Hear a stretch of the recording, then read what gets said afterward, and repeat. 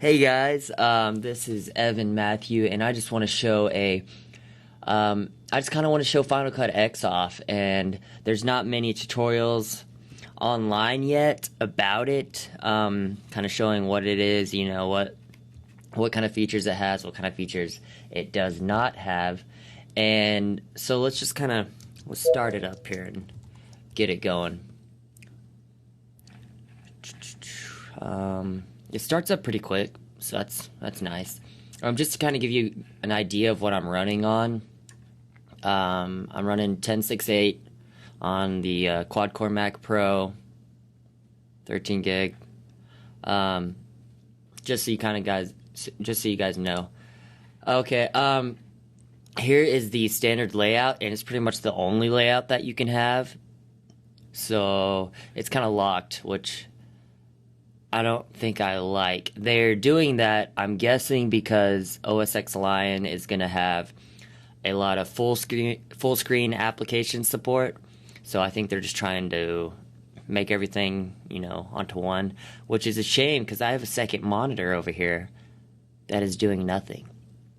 But there are a few things you can do. I'll talk about that later. So let's go through the layout. We have the event library over here. And this is kind of like, apparently it comes from iMovie. I don't really know. But basically, let's say you go on a shoot, and that will all be one event. And you can, throw it in here, and name it whatever. And that's your event, okay? And you can import your files. You can import it from a camera or from a tape deck or whatever and go in there. And then these are my different drives I have, so you can kind of do it there. And so that's kind of like a capture scratch kind of from the old version. Let's see if we can go find that folder. So it makes a folder called Final Cut Events, and I can go in here. Okay, awesome shoot. Current version, I don't know what that is. Original media and render files. So it is kind of like a capture scratch, but it can be a little different. So let's say I want to import some files, okay? Actually, let's go through the rest of the interface first. Over here we have our canvas or our viewer. It's basically acts as one. They kind of shoved it all into one. You've got your sizing, you got your transport controls, full screen. I have no idea what this is. Oh, loop playback. Okay, that's kind of nice. Yeah, full screen. You've got your distortion, crop, and then if you want to move it around, move your video around. So that's kind of that whole thing. Down here, right now, you're seeing the project library. We can take that away once we make a project. So I'm going to go ahead and make a project. And we're going to call it the Awesome Project. And I typed it right. Default event, basically you choose what event defaults. You're not limited to that. But I'm guessing just whenever you open it, that's kind of what, pops up over here. So your settings, you can basically set it up kind of like Final Cut 7 to where you drop it in and it automatically changes it to whatever clip you dropped it in. Well, if we go to custom, you can see there's not very many options for anything. I mean, most people are working in these standard formats. What is that? And you have an other format. Fun. So I mean, if you look through here, there's a lot. It's just not as customizable as 7.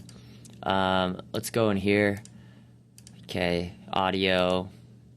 You can go up to 192. That's nice. Final Cut 7 was 48, I think. I'm not sure. Somebody correct me on that if I'm wrong. And then your rendering format. So whatever you want it to render out to whenever you're trying to preview it. And your renders, basically if your whole project is rendered out and you want to export it out, as one movie, it actually grabs from your renders And so if it's already rendered out, it can basically just takes the time that it would take to copy the file. So that's kind of cool. It makes it nice and quick. So we'll just do ProRes 422. I'm gonna click OK, and you'll notice then your timeline pops up. Okay, so you got your name, the title right here, and your timeline.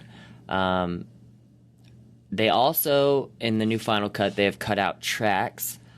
Basically, you just kind of throw everything in, and you can put in whatever order you want. It's kind of nice. It's going to take a little getting used to, but I think it'll be good. So let's just, let's see. We also have the video scopes. That shortcut is Command 7. If you go up here to Window, you can also open it up. So video scopes, you know, very useful, a must-have. Okay, so that kind of goes in place with your canvas/viewer, which I don't like. I want to move it. I want to put it on my second screen. Come on. Okay, so our next window is the effects window. Okay, so it's by default it's not open. You can also use Command 5 to open it, or you can just click over here. So I'm going to click over here, and that comes over here, and we can make it bigger, whatever. Okay, so if we just look through here, you know, they've got a lot of preset effects. And then down here are our audio effects. Okay. You can also search, so we can look for different effects that way. That's probably the equivalent of Command F in the Final Cut 7. Over here, they have your iPhoto library linked to Final Cut. I don't use iPhoto, so that's not going to be useful for me. But basically, you can go through and also grab any iPhoto events. Okay, so I think they're just trying to standardize everything. Events, event library. Okay. Here we have the iTunes library, your iTunes library. So whatever is in your iTunes, okay, is going to be right here. And so, I mean, you can go in here and just do whatever, play some music. And you can also grab this and drag it into your timeline, okay? So, basically, you can use iTunes as your music database, sound effects database, and you can just use that to store all your stuff and bring it in. You can't add, like, file size or, let's see. That's not what I meant to do, but that's kind of cool. So we can look at that. Also under here, if you click on here, if you've downloaded the extra sound effects that come with Final Cut X, those are under here. So you can kind of look through here. I haven't really looked at them or listened to them, so I don't know if they are that useful. Next we have transitions. You can look through here. You can also preview them by scrolling over. Okay, it'll kind of play a preview. So I can just scrub through it, you know. Scrub through any of these. Just kind of check them out. Video wall. Who hasn't done a video wall in their project, huh? Everybody has. Okay. Cool. Alright, next we have titles. Okay. Again, you can scrub. You can also just push play. Okay. We have generators.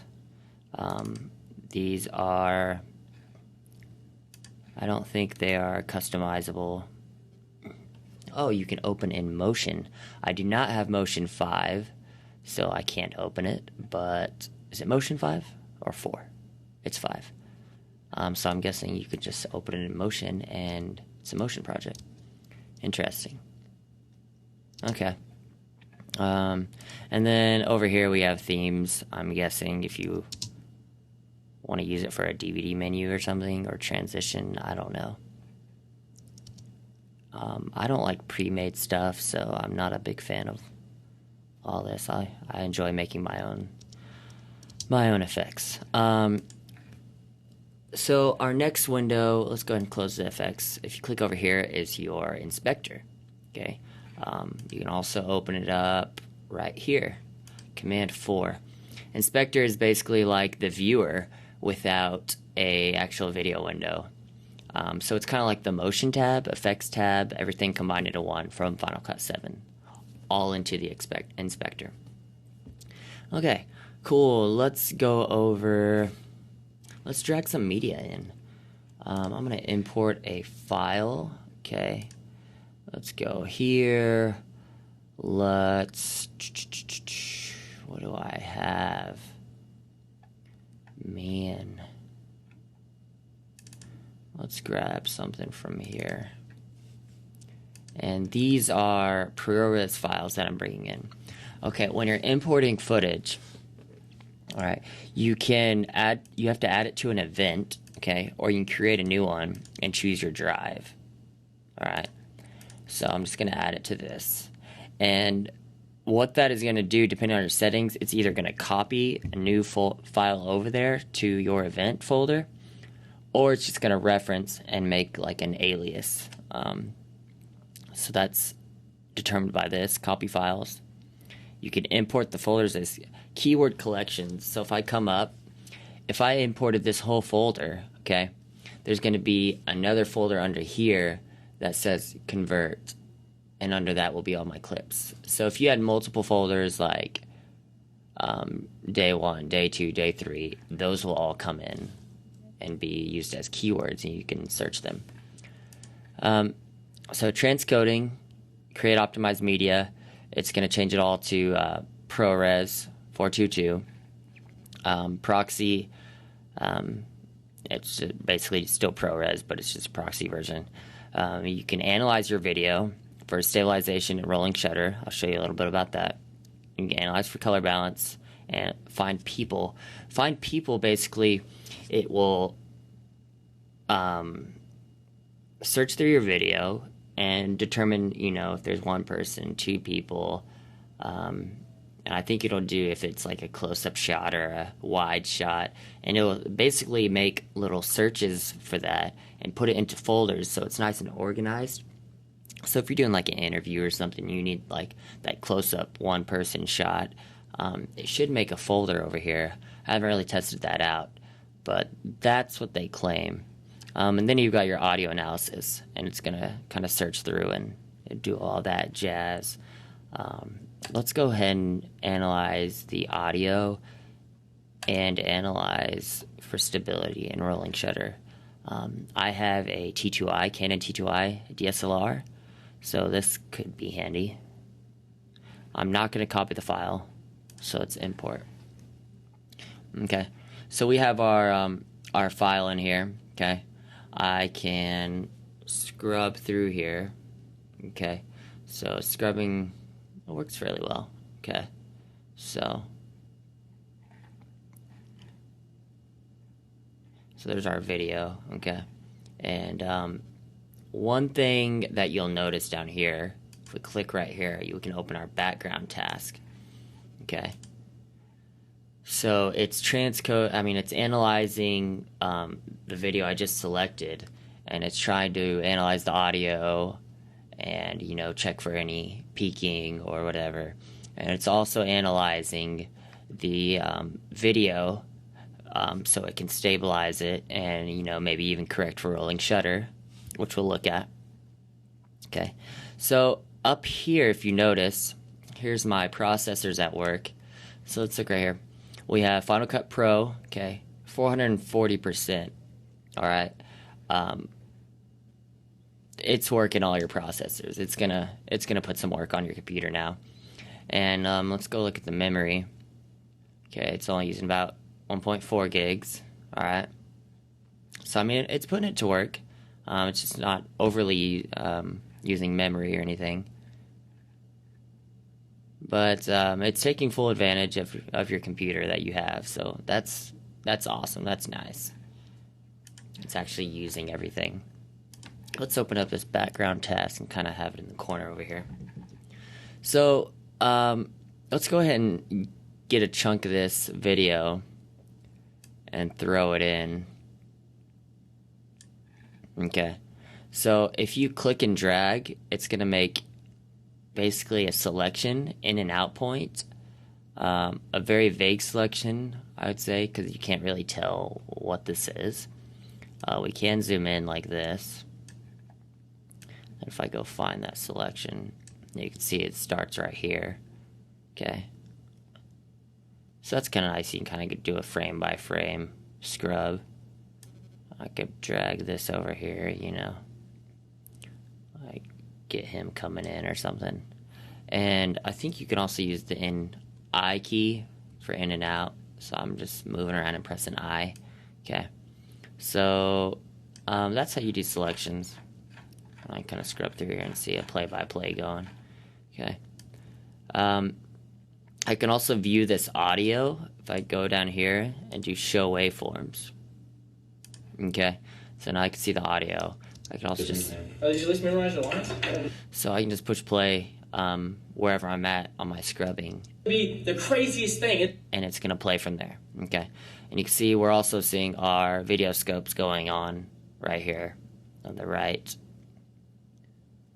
Okay, so let's look at our vector. Where's our vector scope going? Let me turn this audio off. So vector scope cooking away. So if you guys notice, while I'm scrubbing through here, my background task pauses. See? And it'll start up once I stop. So it's in the background, but it's not really working the whole time. That's kind of a bummer. It's okay. So let's go ahead and drag this little clip down here into the timeline. Okay, so we can scrub down here, same thing. You've got your time code right here, your background rendering, okay? And again, while you're playing, say what I say. Okay, that's cool. Whatever. While you're playing, your analysis is gonna stop, okay? But you can still edit, you know, and here and there it'll start up. So it's not completely horrible, but I don't know, not the best. So if we click right here, we can actually change the different views in the timeline. So I can have a waveform only, a waveform with a small thumbnail, you know, kind of the medium, big thumbnail, just thumbnail frames, and then I kind of like this one just because I'm a plain editor. I just want to see the clip there. So so if we go to any of these, let's just do this medium one, we can actually change the height of it. Okay, so we can see it really big. We can see all of our audio waveforms, you know, see our peaking right here, and I could bring it down. So that's really cool. Show connections, you can't really see that yet, and then here's your zoom on your timeline. Okay, so it's really hard to do this all on one screen.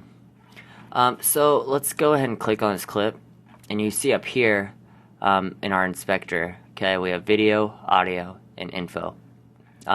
This is kind of like the viewer. Again, it's like the motion tab and effects tab. Okay, if I add effects, it's going to go up here. Every clip has built-in color correction. You can add multiple ones, and I'll show you that in a second. You have your transform, crop, distort, okay, stabilize, rolling shutter. Okay, this analysis, remember when we imported and it said, do you want to analyze, you know, for stability and rolling shutter? Okay, this whole analysis is doing it, so once we click on this, you know, it's ready to go. We can pretty much play it back.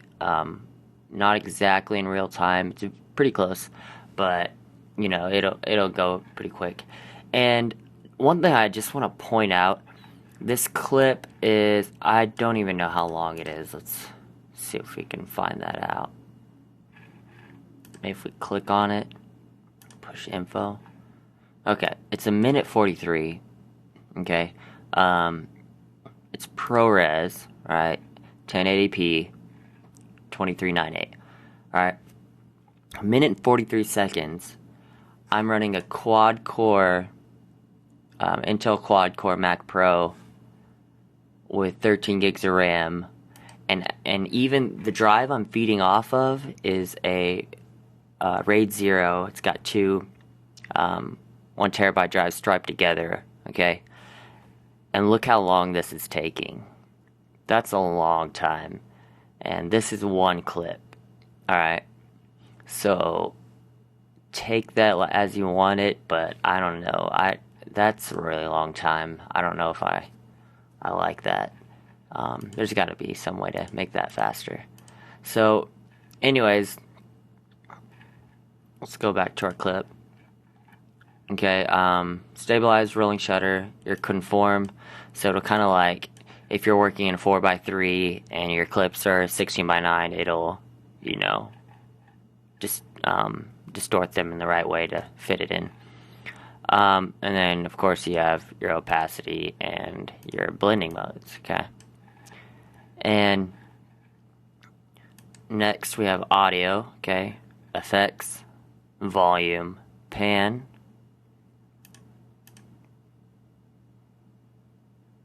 Okay. And, of course, I guess we're in stereo. I mean, surround, so you know we can mix that up. Okay, and then your audio enhancements. Okay, potential problems detected. Interesting. Let's click on it. What does this say?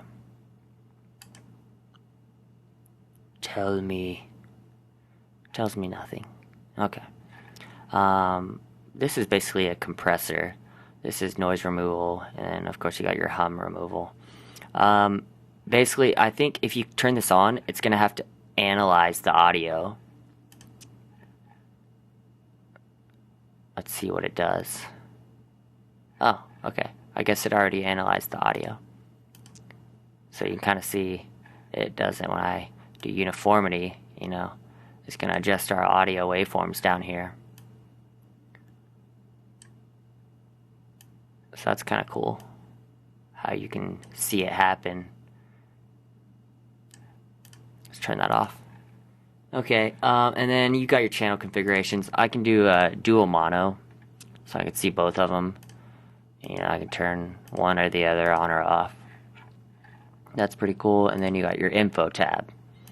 Name, notes, and all this information, which you can select and copy if you need to.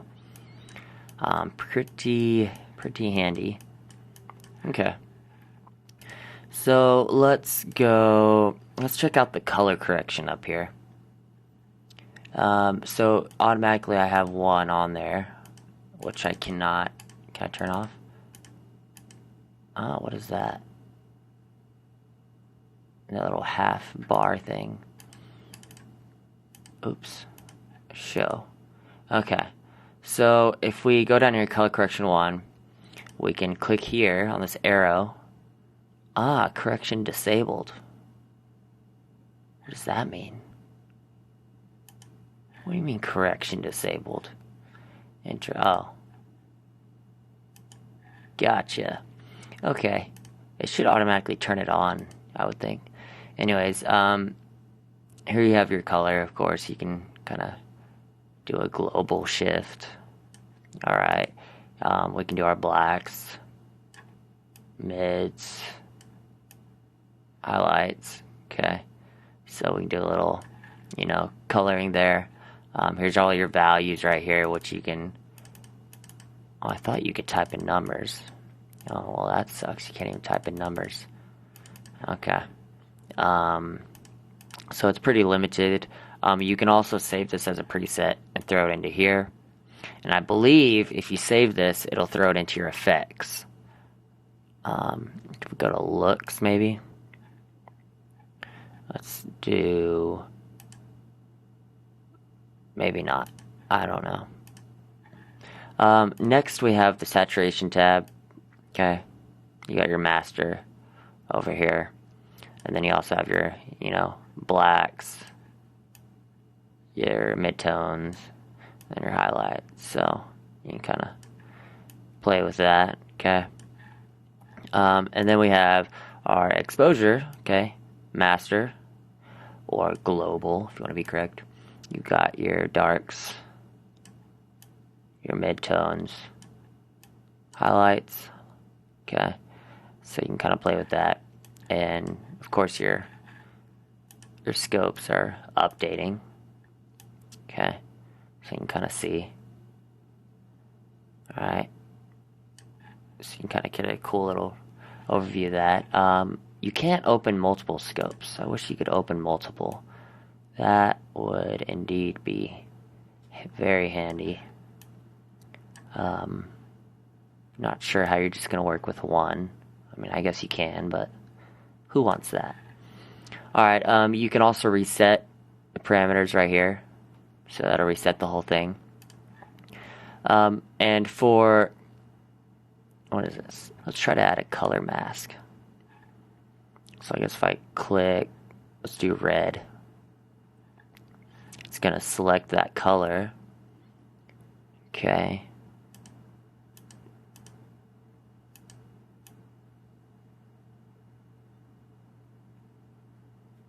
So if we look over here, let's go to our vector. Okay, cool. And let's go ahead and test out our saturation with that.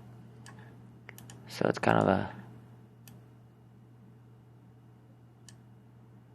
okay, is there any way I can edit this mask? No. That's not useful. Maybe if I,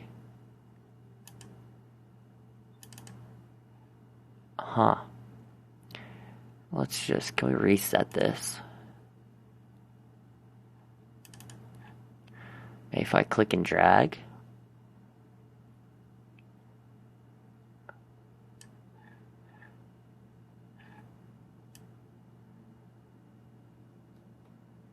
Oh, that's cool. So if I click and drag, it'll kind of select it.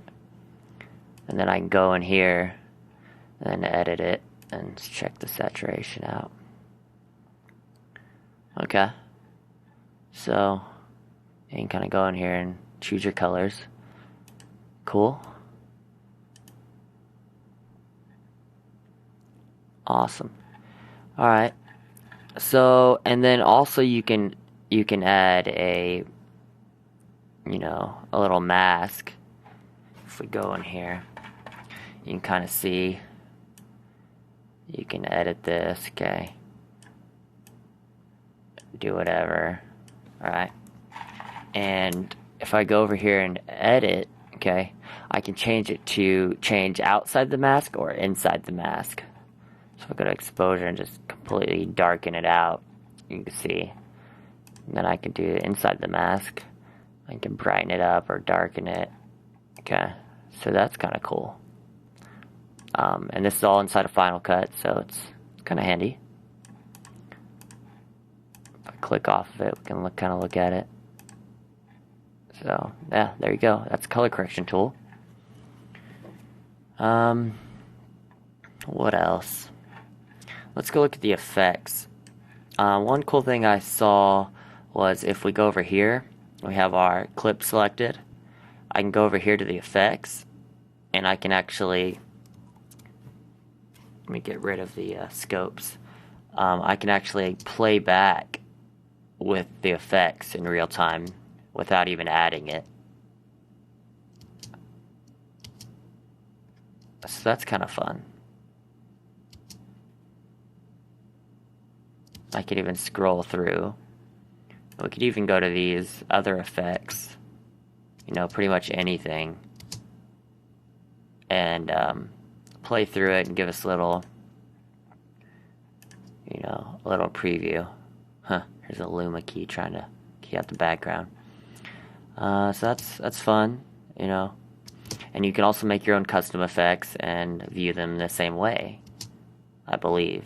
So, or I'm just lying to you. I'm not sure.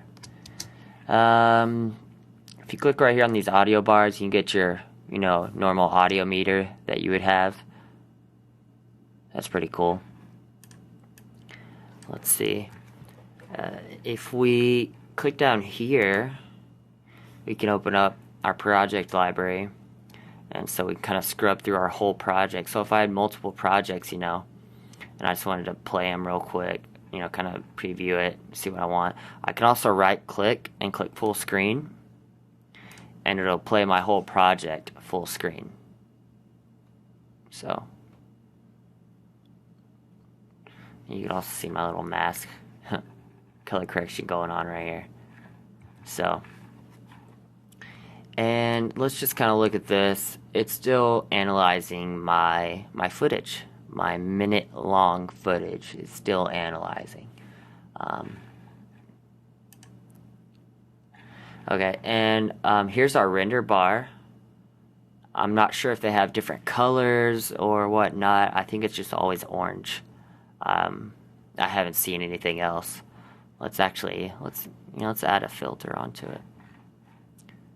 Yeah, I think it's just all orange. So if we go over here to the preferences, we can kind of look through here. Okay. Time display, you can do frames like in After Effects or whatever. Okay. Just kind of take a look at a couple of these. Okay, your default, transition, still images.